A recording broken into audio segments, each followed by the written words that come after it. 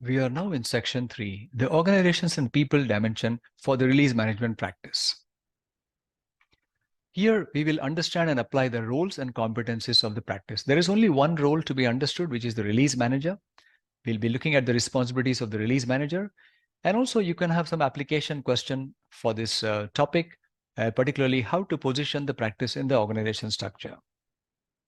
So here, we are not going to look at the practice management roles such as practice owner, practice lead, or practice coach, but more on the specialist roles. And in this case, we have the release manager as a specialist role. Now, different organizations may define roles in their own way, name the role in their own way. Therefore, these are just suggestive roles such as release manager that we will discuss shortly.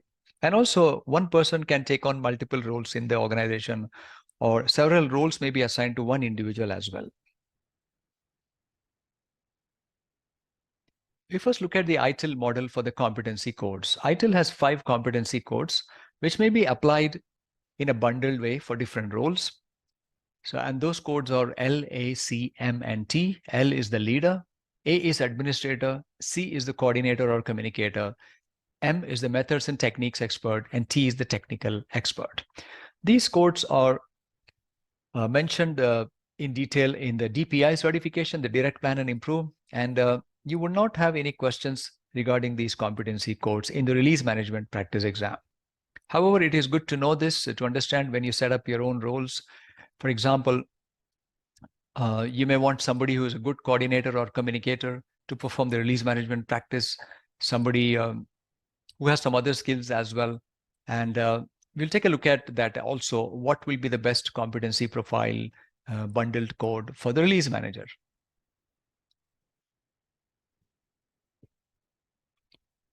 So there is one practice specific role, and that is the release manager. And this role exists when there is a significant volume of releases and the manual planning and execution is needed. But otherwise, the release manager role may be undertaken by the product owner, the service owners, or by the change managers. So this role is usually responsible for planning, managing, and coordinating release management as a practice, as well as individual release instances. And particularly if those individual release instances are complex, the release manager will come into picture. So the competency profile for this role is CTMA. They are primarily a communicator and coordinator, and then to a slightly lesser extent, they are a technical expert, and even to an even lesser extent, they are a methods expert, and then they are to a less required extent, they are an administrator. And they may have some leadership qualities as well, even though the letter L is missing. These are specialists with a strong knowledge of the organization's business, products and services, technology, platforms, frameworks, and processes, because they'll be working with releases, and therefore all these they should be knowledgeable about. And they should also be a strong planner and a project manager. And they need to have those skills, abilities, and authority to coordinate teamwork. And if it's a complex organization, then some of the release manager's responsibilities may be delegated to the release coordinator. So the release manager may supervise a few release coordinators. And as I mentioned, when the release volume is very high and there is manual planning and execution, we need a release manager. Otherwise, the product or service owner can do that, or the change manager can also do that or take up that role. What are the responsibilities of a release manager?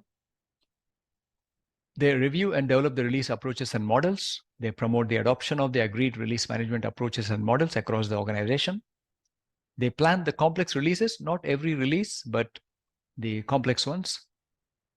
They may not do much for the simple releases. And they also manage and communicate the release schedule and ensure that the practice is aligned and coordinated with other practices from a value stream perspective, that is, and review and continually develop the practice.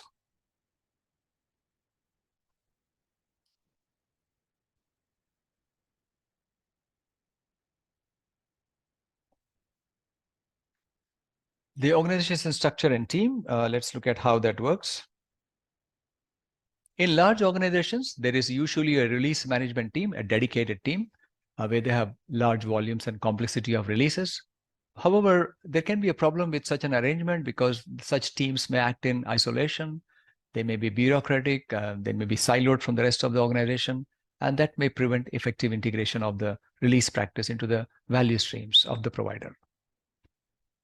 And also, release management does not need a dedicated team such as a release management team, because activities are mostly automated, or product teams may manage the releases, or service owners may manage releases, or sometimes temporary project teams can also be set up for large-scale complex releases.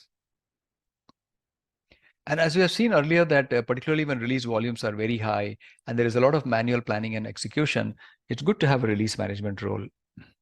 And then also in large organizations, there is a tendency to have a release management team, but it's not really a good arrangement. It's better to have a release manager also, because the last point here is a dedicated release manager may still be relevant in many cases to act as a coach to ensure that the practice is adopted across the organization. So they will make sure that the release management practice is working consistently and defined consistently across the organization, while there is some leeway for each product group or platform group, etc., or each service that is being delivered for adjustments. And again, this role may be combined with the change manager or deployment manager, or both of them, depending on the organization's approach to release management. You would have already seen earlier in the value streams and processes section that the release management doesn't work in isolation. It goes hand in hand under the scope of the change enablement, and also works closely with the deployment management, and maybe even other practices such as service validation and testing, infrastructure and platform management, software development and management, and so on. So that brings us to the end of this topic on the roles and competencies and the organization structure and teams that are applicable for this practice.